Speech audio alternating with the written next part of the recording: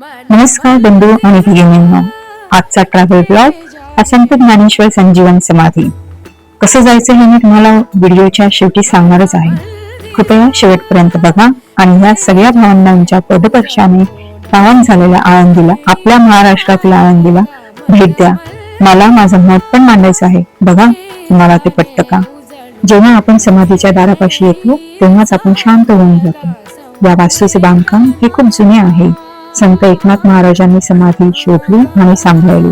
पेशव्यांनी ही वास्तूची निगा राखली. श्रीमंत बाळाजी बाजीराव पेशवे यांनी सन 1750 साली दरवाजा आणि भिंती वगैरे बांधल्या आहेत आणि ही वास्तू खूप भक्कम आणि स्थित्यप्रज्ञ आहे.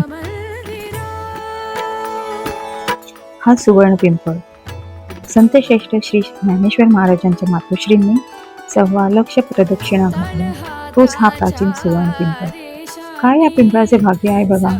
कितीतरी पिढ्याने पिढ्या त्याने बघितल्या आहेत आणि बघत आहे. तो तेव्हाच्या समाजाच्या रूढींचा साक्षीदार आहे आणि एका आईने आपल्या मुलांच्या शिक्षणासाठी आणि समाजात त्यांना स्थान मिळण्यासाठी केलेल्या तपस्येचा साक्षीदार आहे.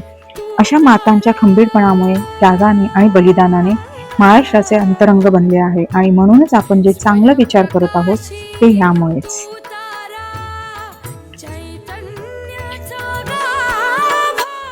ही अजानबाग संत ज्ञानेश्वर महाराजांनी समाधी घेताना आपल्या हातातील काठी बाजूला ठेवली. त्या काठीतून या अजान वृक्षाची उत्पत्ती झाली अशी लोकांची श्रद्धा आहे आणि या श्रद्धेने त्या झाडाखाली बसून आपण पारायण केले, बुद्धी आणि मन शांत होते आणि आपण ज्ञान मार्गाला लागतो, श्रद्धा मार्गाला लागतो, अंधश्रद्धेच्या मार्गाला नव्हे. अशी ही अजानबाग तापत्या उन्हात आम्हाला थंडावा देत होती. नक्की इथे थोडे थांबून झाडाच्या सावलीत बसा, तुम्हाला वेगळीच ज्ञानाची अनुभूती होईल. आमचे संजीवन समाधीचे दर्शन घेऊन झाले. आम्ही ज्या रिक्षाने समाधीपाशी आलो त्या रिक्षावाल्या दादांनी आम्हाला सांगितले की समाधीच्या बाजूनेच थोडे पुढे जिथे मुक्ताबाईंनी संत ज्ञानेश्वरांच्या पाठीवर भाकऱ्या भाजल्या ती जागा आहे. आम्ही तिकडे गेलो. एक विलक्षण मनात कुतूहल होते. जिथे आपल्या स्वतःच बालपण गेले ते दिवस आणि जागा आठवल्या की मन हळवं होतं.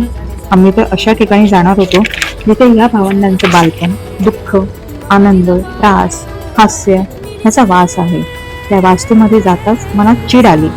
तिथे ह्या भावंडांचं बालपण गेलं. ती वास्तू बकाल आणि ओसाड पडझड झालेली आहे. ज्यांनी आपल्याला जीवनात प्रकाश दिला त्या भावंडांच्या वासूवर पाठी लिहिली आहे, चोरांपासून सावधान. मला त्या पाठीचा फोटो घ्यायची पण लाज वाटली. आपण कुठे चाललो आहोत? आपल्या महापुरुषांनी जे आपली पिढी चांगली घडवण्यासाठी यातना कष्ट घेतले त्याला आपण काय म्हणून उत्तर देत आहोत? ही वास्तू जीर्णोद्धार व्हावा असं मला वाटतं. तुम्हाला पण तसंच वाटत असेल तर तिकडच्या लोकप्रतिनिधींनी पर्यंत तरी हा आवाज पोचवूया. आम्ही त्या पावन वास्तूत थोडे विसावलो आणि पुढे जिथे संत ज्ञानेश्वरांनी चालवलेली भिंत आहे तिथल्या शंकराच्या मंदिरात आमच्या प्रवासाची सांगता केली आणि तिथेच संत ज्ञानेश्वरांच्या पादुका आहेत. त्या पादुकांचं दर्शन घ्यायला विसरू नका. आता आपण आळंदीला कसं जायचं ते बघू. सोपं आहे. मला अगोदर वाटलं खूप ठिकाणी उतरून चढून चेंज करून जायचं असेल, पण तसं नाही. खूप सहज प्रवास आहे आणि वातानुकूलित प्रवास आहे आणि शासनाच्या बसेसमधून हा प्रवास आहे. आम्ही सकाळी ठाण्याच्या वंदना टॉकीजला अगोदरच MSRTCच्या ॲपवरून बुकिंग करून ठेवले होते. सकाळी 7:15ची वातानुकूलित बस पकडली आणि 3.5-4 तासात पुणे स्टेशनचा बस स्टॉपवर उतरलो, जो की लास्ट बस स्टॉप आहे. त्या स्टॉपच्या एकदम समोर आळंदीला जायच्या बसेस 15-15 मिनिटांनी आहेत.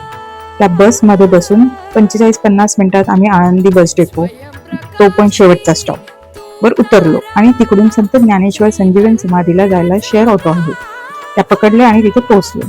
असा सरळ साधा दगदग न होणारा प्रवास आहे आणि असाच परतीचा प्रवास आहे.